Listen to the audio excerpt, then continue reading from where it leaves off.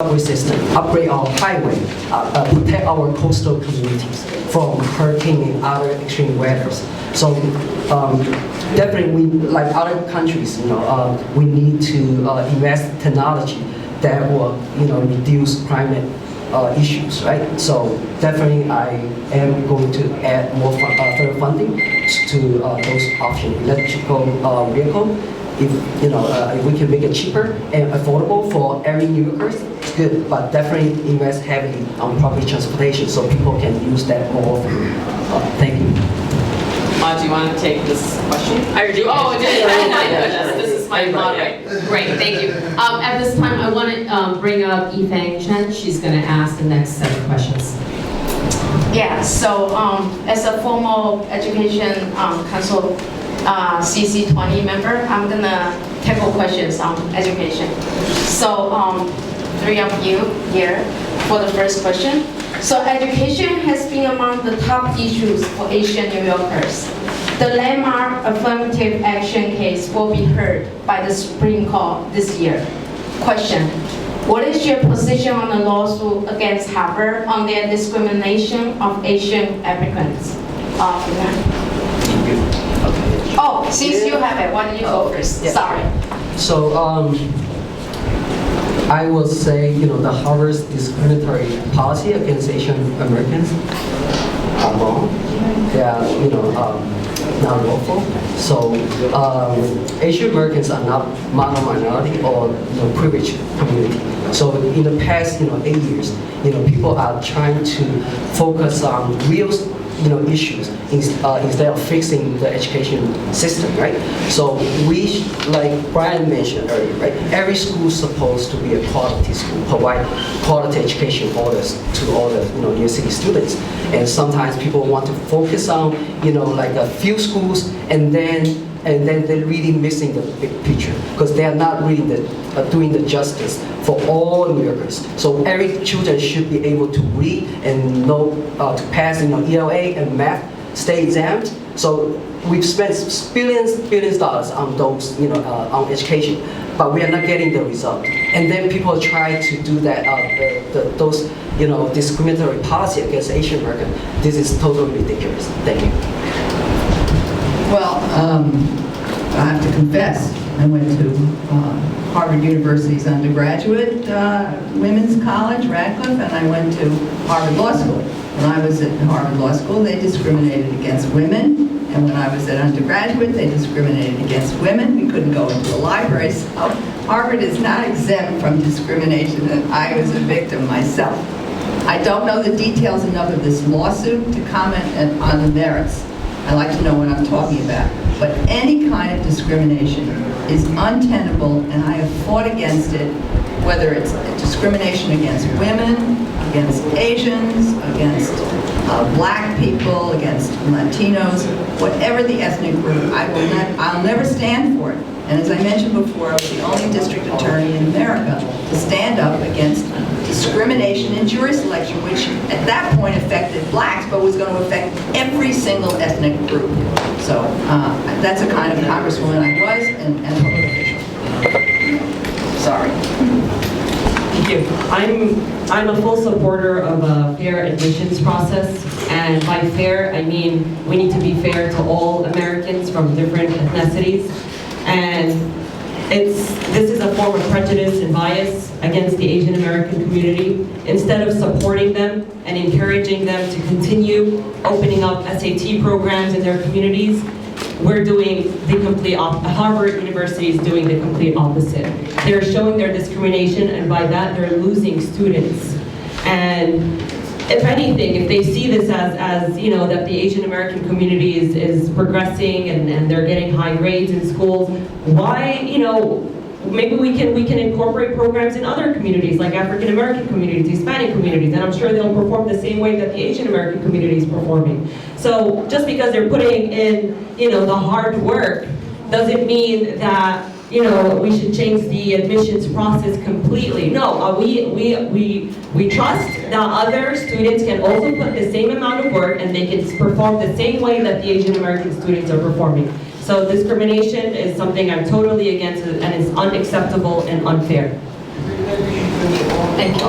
Yeah. So maybe Different question? yeah, fine. Yeah. So the next question is on charter schools. What is your position on public charter schools? In particular, which additional regulations would you require for charter schools, or which current regulations would you remove? Mom. Well, this is another one of those issues because it's an education issue that is going to happen more in Albany than in Washington, D.C., but I will speak generally to the issue of charter schools. And as I already said with regard to education, I think we need to listen to parents. We have had upwards of 50,000 families waiting on wait lists for charter schools in New York City. Many of those families are Black and Latino families trying to get out of public schools and get into charter schools. It's inexcusable not to lift the charter cap. It's inexcusable not to listen to the actual families who are seeking out better education.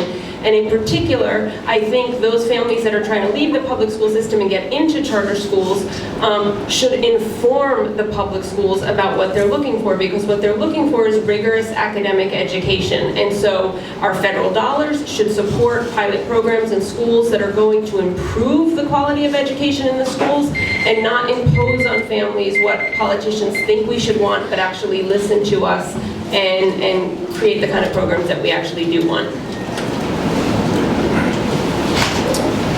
So I am currently a public servant. I am a city council person that is in our public schools constantly talking to families, PTAs, school leadership, executive leadership, the teachers, the administrators, the paraprofessionals. These are conversations that I'm constantly having. So I just want everyone to know that this is an issue that is incredibly important, and I am here before you today because I received a great education and I felt like my community supported me. And in my school, we have a very, very diverse set of schools. We have Girls Prep and Success Academy, and I am there and present and responding to every student and every family. We have to ensure that all our schools are reaching standards, that we are transparent, and that we're ensuring that every child has access to an equitable education. That is not happening in our school system at the moment. It will be my absolute priority as the Congresswoman, and you have my commitment on that. So I think in my previous answers, I made my views on charter schools rather clear, so I want to address the Harvard lawsuit. I absolutely support the Harvard lawsuit. Back in the early 1900s, Harvard used to discriminate against Jews because they were so academically competitive. They called it the Jew quota. And we're seeing a very similar iteration of that right now against Asian Americans who are very academically competitive. Harvard has no right to kick meritocracy to the curb.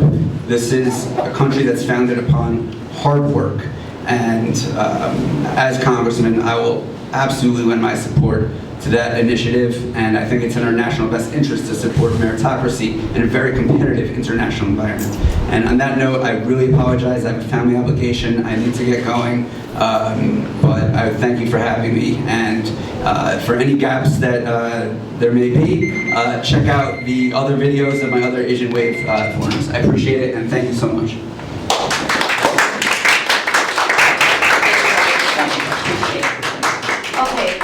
I will do the last question on education, and all of you will answer, I guess, since there are only 5 of us now. So college attendance is highest among Asians, 59% nationwide and 80% in New York City. What is your position on Biden's college loan forgiveness program? That certain federal student loan debt be canceled? All of them? Yeah, all of you, which, yeah, You like me to start? I can start. I don't agree with canceling the student loan program as it's been formulated by this administration. I think what is much smarter and wiser to do, and what is ultimately more equitable and fair, is to create a system where first in New York City public schools where the kids who graduate from high school are actually college ready, because we're taking money out of kids' hands and out of families' hands when we send kids who aren't college ready, when we give them high school diplomas and send them off to college and they have to pay for remedial classes to become college ready. It's also deeply unfair to families who said, I can't afford college right now, so we're not going to go to college. If you rack up debt when other people don't, we have to think about how to make an equitable use of our federal funds so that everybody is treated the same. But I do think that it would be really wonderful and smart to have scholarship-based programs to fill specific needs we have. We have a great need for better STEM, more well-educated STEM teachers in our high schools and in our middle schools, so we could pay for students to go to schools to become STEM teachers. That would be a smart use of federal funds, but we shouldn't pay for people to get any degree they want just because they want it. I do support President Biden's canceling student loan, and just a fact, before 1976, CUNY used to be free for New Yorkers. So, we had to bring back those, so having access to higher education, I believe, is a basic human rights too, right? So we had to bring back good programs, such as CUNY, make CUNY, free for everyone again, because we need, no one should be denied a higher education because of poverty. We need to do more. Today's education has been so ridiculously expensive. We need to do more to help our needy New Yorkers. And also we need to expand those programs to help them out. Thank you. I actually fought against the effort to impose tuition at City University when that was happening. And I agree, it's an important idea. My mom went through City University and then was able to go forward with that, and because it was free and she was an immigrant and they didn't have any money. And some of the great Nobel scientists went to City College. Look at what is produced for the whole country. I mean, sometimes we are really penny wise and pound foolish. Higher education and basic education is something that is critical for the survival of our country. So I believe in excellence in education at the primary and secondary and graduate and higher education level. And I support substantial amount of federal support for students, because in the end, the research that we need will come from them, but we can't have a functioning democracy either if people don't understand the issues. And when you have so many people believing Trump's lies, what does it tell you about the survival of our democracy? We have to have people who can do critical thinking on their own. Oh, sorry.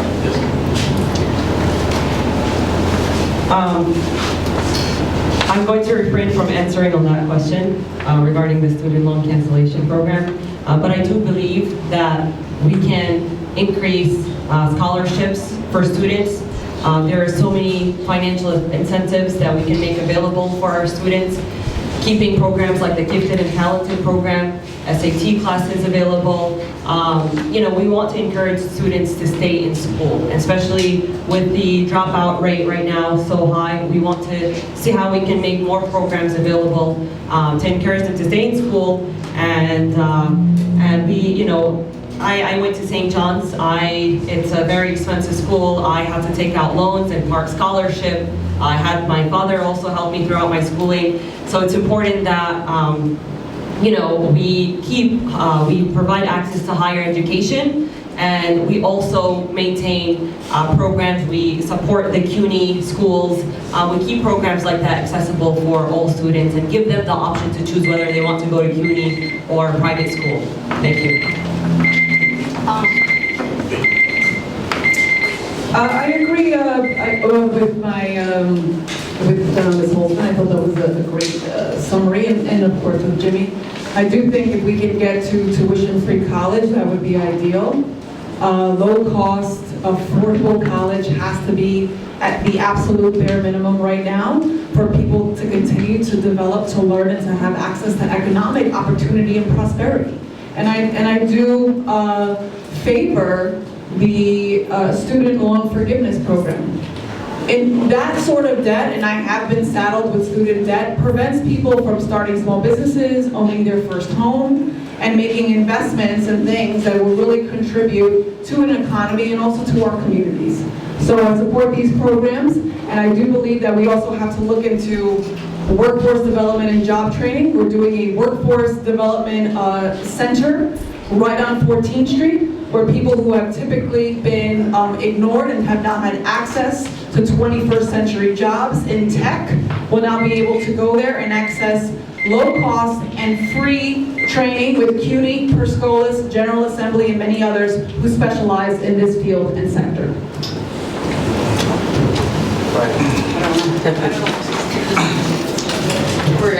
I'm gonna turn it back to you. Sure, but just, I'm gonna give you a copy, and the copy has 2 statements. Please spend a couple of seconds to read, and I'm gonna ask you which of the following 2 statements do you support and why?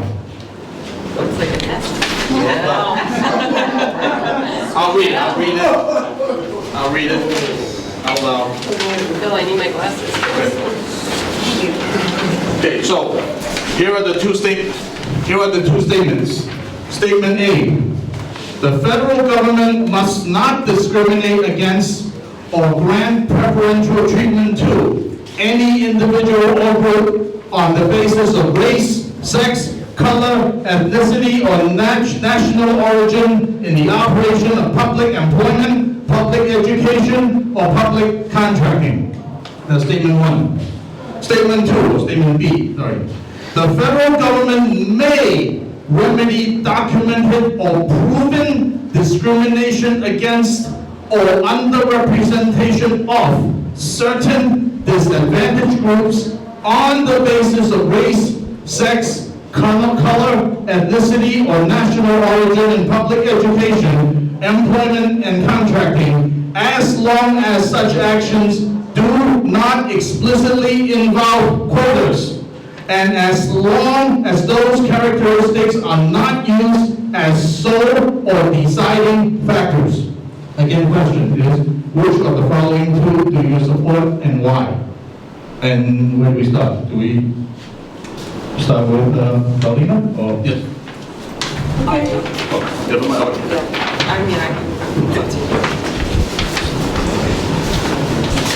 I do not support discrimination in any form, period. I believe the first statement where it says must not discriminate against based on a number of issues is incredibly important. And I stand by that statement. We cannot discriminate on the basis that is not what this country is built on, and we have to be inclusive and welcoming. Thank you.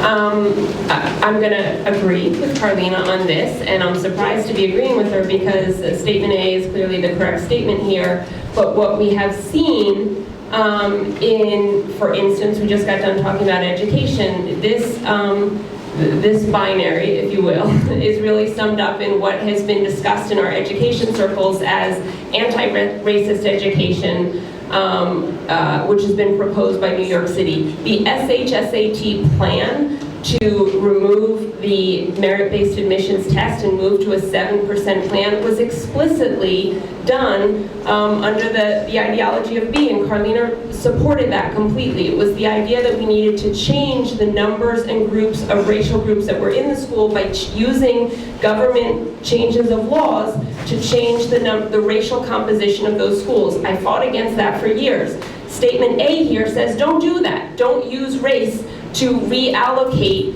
advantages to certain groups. I agree with that, but I'm not just saying I agree with it now. I have fought for that for years and stood on the steps of Tweed Courthouse and in front of City Hall to fight for that. So when I say I believe in Statement A, you know it's for real because I fought for it for years. All right. I will agree with Carlina as well. So discrimination against any group, any form of discrimination is wrong, right? And we were asked earlier, like how we, how we win the heart of Asian American voters, right? So one thing we should do is let's not discriminate against Asian Americans on education, like Harvard's lawsuit, and also the jail and homeless shelters. It's not that we are against the plan, but also we are most of the jail and homeless shelters are located in immigrant and marginalized community, Asian American community, and there was no like public engagement. So, and my Asian American Democratic Club was heavily involved in both the Brooklyn shelter and also the Manhattan jail and the shelter. So any form of discrimination is wrong. So yes, I will agree with statement. Thank you. I agree that the federal government can't discriminate against any group. I also agree with B, that the federal government may remedy documented or proven discrimination. And I think that's very important.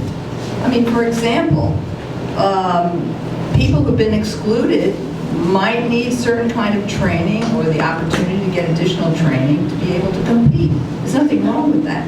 And I think that to say we're just going to have just a non-discriminatory system without recognizing the amount of damage that has been done and what has to be done to overcome that, you know, is a little bit, I don't agree with that. I think we can do affirmative action in a way that's fair and equitable, but that really brings everyone into the full operation of this society.